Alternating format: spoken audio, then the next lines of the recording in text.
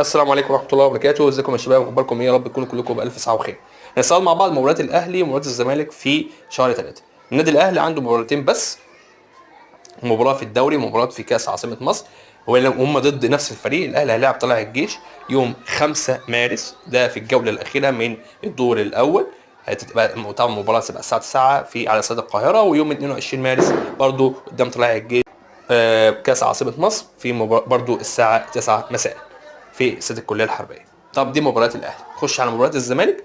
الزمالك برضو عنده حوالي 4 مباريات او 5 مباريات.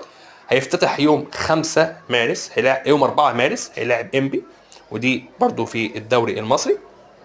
بعد كده يبدا بقى يلعب في كاس مصر. طب يوم 4 مارس زي ما احنا قلنا قدام انبي الساعه 9 مساء، ويلعب بقى يوم 7 مارس في كاس مصر. هيلاعب مين؟ هيلاعب مودرن سبورت. طيب في حاله هيبدا يخش على المباراه اللي بعدها، هيلاعب مين؟ هيلاعب سموحه، ودي مباراه ايه؟